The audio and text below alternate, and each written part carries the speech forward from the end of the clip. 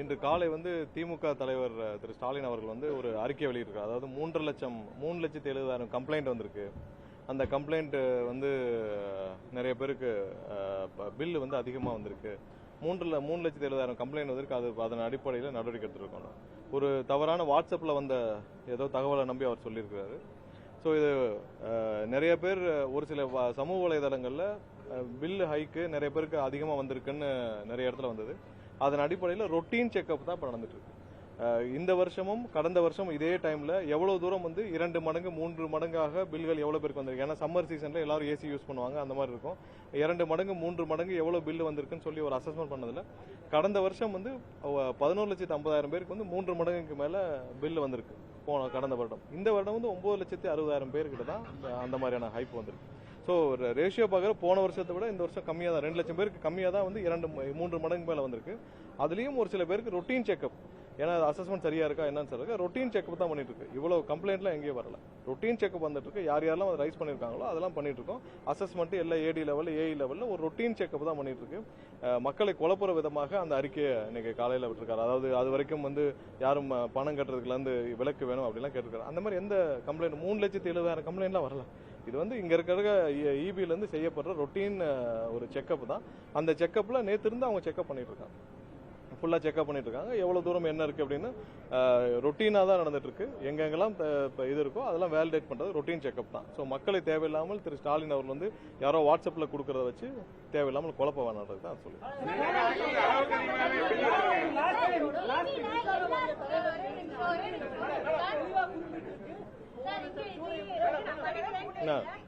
இல்ல சொல்றேன். இல்ல என்னன்னா இல்ல என்னன்னா நான் சொல்றேன் உங்களுக்கு மொத்தம் எடுத்ததுல போன வருஷம் 11,50,000 பேருக்கு வந்து 11,50,000 இல்ல நான் விளக்க சொல்றேன். 11,50,000 பேருக்கான இது வந்து 2 மடங்கு 3 மடங்கு பில்லு வந்திருக்கு. இந்த வருஷம் 9,60,000 பேருக்கு வந்து 2 மடங்கு 3 மடங்கு மேல பில்லு வந்திருக்கு. ஸோ அதுல ஒரு சில பேர்களுக்கு எடுத்து நம்ம ரொட்டீன் செக்அப் தான் பண்ணிட்டு இருக்கோமா தவிர்த்து ரொட்டீன் செக்அப்புக்கான உள்ள அறிக்கை, அந்த ரொட்டீன் செக்அப்புக்கு பண்ண அறிக்கை தான். இதுல எந்த கம்ப்ளைண்ட்டும் வரல. 3,70,000 பேர் கம்ப்ளைண்ட்லாம் பண்ணல. நம்ம வந்து இல்ல இல்ல நாங்க தான் சொல்றோம். இல்ல நான் தான் அதுக்கு சொல்றேன் விளக்கம் என்னன்னு இருங்க. 3.7 lakhs மட்டும் இல்ல, நான் சொல்றேன் கேளுங்க. 3.7 lakhs 70 lakhs மட்டும் இல்ல, 9 lakhs இருங்க, அதான் சொல்றேன். 9 லட்சத்து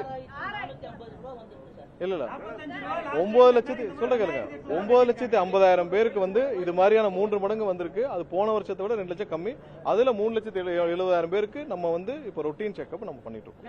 ரொட்டீன் செக்அப் பண்ணிட்டு இல்ல ரொட்டீன் செக்அப் பண்ணிட்டு இருக்கோம். இப்ப இன்னொரு ஒரு வாரத்துல இந்த ஹைப்ல எல்லாத்துக்குமே வந்து ஒரு ரொட்டீன் செக்அப்ல எல்லாருக்கும் திரும்ப அசஸ்மெண்ட் பண்ணி நம்ம முதலமைச்சர் வரக்கூடிய திங்கட்கிழமை மேகதாது விவகாரம் கர்நாடகா போறாரா இல்லையா சார்? முதலமைச்சர் தெளிவே இல்ல. டிகே சிவகுமார் வந்து சிஎம் வராருன்னு சொல்றாரு. தமிழ்நாடு இல்ல இங்க பாருங்க, மேகதாது இங்க பாருங்க, மேகதாது விஷயத்துல நம்ம ரொம்ப தெளிவா இருக்கோம். நேற்று கூட வந்து அதிமுக தரப்புல தேவையில்லாமல் வந்து ஒரு இதை வந்து ஒரு ரிட்டர்னை ஃபைல் பண்ணிருக்காங்க. அதுவும் திரு அக்ரி கிருஷ்ணமூர்த்தி அவர் தெரிஞ்சு ஃபைல் பண்றாரா தெரியாம ஃபைல் பண்றான்னு தெரியல. ஏன்னா சட்டசபையில அவங்க எல்லாம் இருந்தப்பதான் அந்த தீர்மானம் நிறைவேற்றப்பட்டுச்சு. தீர்மானம் நிறைவேற்றப்ப அவங்க எல்லாம் அவங்களுடைய அனைத்து எம்எல்ஏக்களும் அங்கே உட்கார்ந்து அவங்க இருக்கிறப்பதான் அந்த தீர்மானம் நிறைவேற்றப்பட்டுச்சு. தேவையில்லாமல் மக்களை குழப்பும் விதமாக தமிழக மக்களுக்கு எதிராக ஒரு இதை வந்து அவங்க ஃபைல் பண்ணிருக்காங்க உயர்நீதிமன்றத்தில். இன்டர்ஸ்டேட் இஷ்யூல எப்படி இவங்க உயர்நீதிமன்றத்தில் ஃபைல் பண்ண முடியும்னு தெரியல. அதுவும் இதுல சட்டசபையில் நிறைவேற்றப்பட்ட ஒரு தீர்மானத்திற்கு அவங்களும் சேர்ந்து ஒருமனதாக நிறைவேற்றப்பட்ட ஒரு தீர்மானத்திற்கு இப்ப போயிட்டு இவ்வளவு நாள் கழிச்சு போய் உயர்நீதிமன்றத்தில் வழக்கு தொடுத்திருக்காங்க. அது என்ன இன்ட்ரெஸ்ட் தெரியல. தமிழக மக்களுக்கு எதிராக பண்ணு நினைச்சு அதிமுக பண்றாங்களா என்னன்னு தெரியல. இந்த விவகாரத்தில் கண்டிப்பாக முதல்வர் வந்து அனைத்து தரப்புகள் மக்களையும் ஆலோசிச்சுட்டு வராங்க. கண்டிப்பா விரைவில் வந்து இதற்கான முடிவுகள் என்னென்ன, லீகல் ஸ்டாண்ட்ல என்ன பண்ண போறோம், மற்ற விஷயங்கள் என்ன பண்ணுவோம் தெரியும். இது 2 மாநில பிரச்சனைக்கு நம்ம வந்து உச்சநீதிமன்றம் மூலமாக தீர்வு. ஏற்கனவே நமக்கு வந்து ட்ரிபுனல் நமக்கு இருந்தது. அது பழைய தீர்ப்போட அது வந்து ட்ரிபுனல் கான்ஸ்டிடியூஷன் இல்ல. திரும்ப ட்ரிபுனல் இருந்தால் ஒரு தீர்வு கிடைக்கும். நமக்கு உச்சநீதிமன்றத்தை அணுக முடியும். ஒன்றிய அரசு தான் இதுக்கு தீர்வு கொடுக்க முடியும். அது இல்லாமல் மற்றபடி நம்ம சுமூகமா என்ன பண்ணலாம் சொல்லி அனைத்து தரப்பு விஷயத்தையும் முதல்வர் ஆலோசித்து வர்றார். என்ன முடிவில் எடுக்கப்படும் விரைவாக எடுக்கப்படும். இல்ல அது சம்பந்தமாக முதல்வர் வந்து இதற்கு முன்னால் என்னென்ன முயற்சிகள் எடுக்கப்பட்டது, என்னென்ன முயற்சிகள்ல சுமூகமான உறவுகள் முடிவுகள் எடுக்கப்பட்டது, இது எல்லாத்தையும் ஆராய்ந்து விரைவாக முதல்வர் வந்து இதுக்கான என்ன முடிவுகளும் அறிவிப்பார்.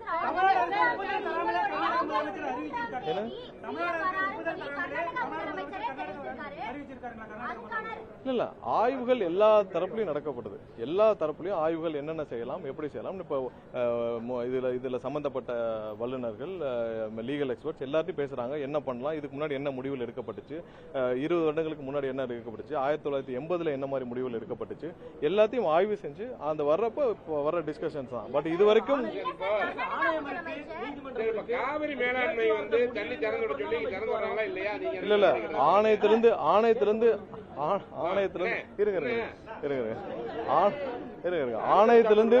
ஆணையத்திலிருந்து கொடுக்கப்படும் விஷயங்கள், இப்போ 3000 ஆணையத்திலிருந்து இவ்வளவு கண்ணாடிகள் நீங்க திறக்கணும்னு சொன்னாலே கர்நாடகா ஒத்துக்கொள்ள மாட்டேன்றாங்க. ஸோ அப்போ நம்ம அதுக்கு தகுந்த அடுத்த விஷயத்தை நம்ம பார்க்கணும். நம்ம திரும்ப வந்து உச்சநீதிமன்றத்தை நாட வேண்டும். ஒரு வகையில் லீகல்ல நமக்கு வந்து உச்சநீதிமன்றம் மூலமாக நமக்கு வந்து தேவையான நீரை பெற வேண்டும். அடுத்து இதை சரியாக முறையாக செய்து கொடுக்க ஒன்றிய அரசு செய்ய வேண்டும். அவங்களுடைய ஒன்றிய அரசுடைய அமைச்சரே வந்து தவறாக தமிழக மக்களுக்கு எதிராக பேசிட்டு வர்றார்.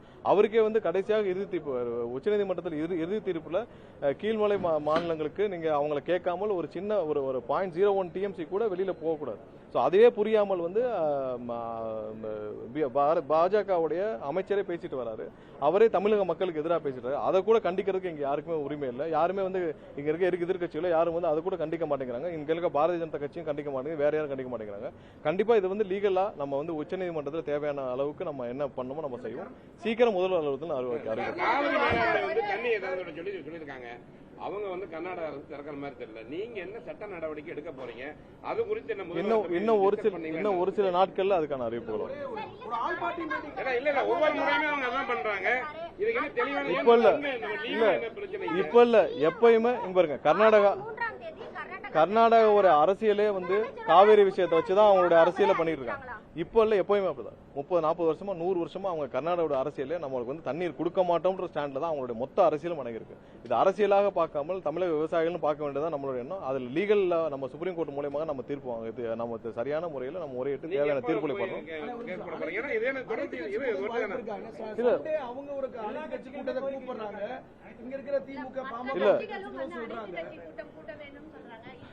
இல்ல எல்லாருக்கும் ஒரே நிமிஷம், நீங்க நிறைய கொஸ்டின் ஒரே மாதிரி கேட்கறீங்க. ஒரே நிமிஷம். இதுல இன்னும் வந்து ஒரு சில முடிவுகள் எடுக்கப்பட வேண்டியிருக்குது. முதல்வர் தரப்புல இருந்து இன்னும் ஒரு வாரத்துக்குள்ள தேவையான முடிவுகள் அனௌன்ஸ் பண்ணப்படும். இதுல என்னென்ன ஆப்ஷன் இருக்குன்னு நீங்க எல்லாம் புரிஞ்சுக்கணும். ஒன்னு நம்ம சுப்ரீம் கோர்ட் மூலமாக, அடுத்து நம்ம வந்து ட்ரிபியூனல்ல நம்ம கொண்டு வரது மூலமாக ஒரு அடுத்த ஆப்ஷன், இன்னொன்னு இன்டர்ஸ்டேட்ல நம்ம எப்படி பேசி வாங்குறோம். இது 3 ஆப்ஷன். அடுத்தது என்ன செய்யணும், அடுத்து அது இல்லாமல் ஒன்றிய அரசுக்கு அழுத்தம் கொடுக்கிறது. இது 4 தான் நமக்கு இருக்கிற ஆப்ஷன். இதுல என்ன செய்யணுமோ கண்டிப்பாக முதல்வர்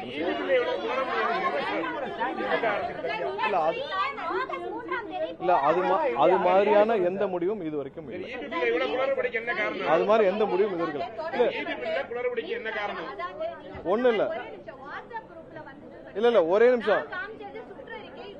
நிமிஷம். இபி பில் விஷயமாக ரீஅசஸ்மெண்ட் முழுமையாக நடந்துட்டு வருது. ஒவ்வொரு நாளும் இப்ப நம்ம சொன்ன அந்த 3,70,000 வந்து நம்மளா எடுத்து தான் நம்ம ரீஅசஸ் பண்ணிட்டு இருக்கோம். இபியா வந்து மின்சார வாரியமாக நம்மளாவே எடுத்து தான் அந்த அசஸ்மெண்ட் பண்ணிட்டு இருக்கோம்.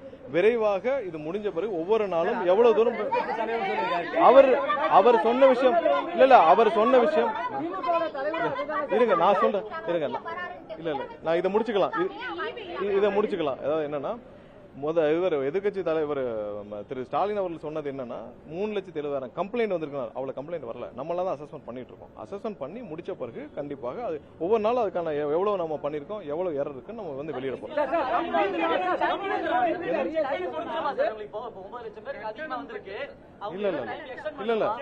இல்ல அது டெய்லி அதெல்லாம் கிடையாது. எல்லா இடத்துலயும் இல்ல நீங்க யாரோ அதெல்லாம் நீங்க கம்ப்ளைண்ட் கொடுங்க, அதெல்லாம் கண்டிப்பா எடுத்துக்கணும். அந்த மாதிரி எந்த எக்ஸ்டென்ஷன் கிடையாது. அந்த மாதிரி அததான் குழப்பற விஷயமாக தான் திரு ஸ்டாலின் அவர்கள் கொடுத்திருக்காரு. அது இந்த மாதிரி எந்த எக்ஸ்டென்ஷன் இல்ல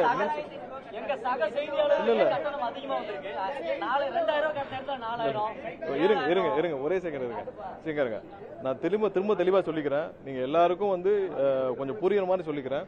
போன வருஷம் இதே மாதிரியான 3 மடங்கு மேல இருக்க கட்டணம் வந்து இதே ஒரு சம்மர்ல 11,50,000 பேருக்கு மேல வந்திருக்கு. இந்த வருடம் வந்து 9,60,000 பேர்கிட்ட வந்திருக்கு. இதை நம்மளா வந்து இன்னைக்கு 3,70,000 பேருக்கு ரீஅசஸ்மெண்ட் கம்ப்ளீட்டா பண்ணிட்டு இருக்கோம். நேத்து இருந்து ஆரம்பிச்சிருக்காங்க, ஒவ்வொரு இடத்துல பண்ணிட்டு இருக்காங்க. எங்கெங்கெல்லாம் வேரியேஷன்ஸ் இருக்கோ ரீஅசஸ்மெண்ட் நேரா போய் ஏடி லெவல் ஏஇ லெவல் கொஞ்சம் நான் சொல்றேன், நான் சொன்னா முடிச்சுக்கிட்டேன். ரீஅசஸ்மெண்ட் 1 வீக்ல முடிஞ்சிடும். இதுல எந்த இடத்துலயும் பிழை இருக்க மாதிரி தெரியல. அடுத்த மாசம் கட்டணத்துக்குள்ள இந்த 1 வீக்ல எங்கெங்க ரீஅசஸ்மெண்ட் நேத்து இருந்து எல்லாம் ஸ்டார்ட் பண்ணி ஒவ்வொரு நாளும் அதுக்கான ரீஅசஸ்மெண்ட் பண்ணி முடிச்சிட்டு இருக்காங்க. அங்கேயே ரீஅசஸ்மெண்ட் பண்ணி அங்கேயே அட்ஜஸ்ட்மெண்ட்ஸ் பண்ணி முடிச்சிருவாங்க. சொன்ன என்ன பாருங்க, அங்க போய் ரீஅசஸ்மெண்ட் பண்றதுல அங்கேயே போய் ரீஅசஸ்மெண்ட் பண்ணி என்ட்ரி பண்ணி முடிக்க போறாங்க. இவ்வளவுதான் இதுல ப்ராப்ளம். சரி, வேற ஏதாவது திரும்ப சரி.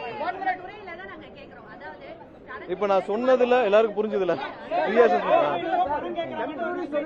சரி, ஓகே, நன்றி. வேற ஒன்றும் இல்லை.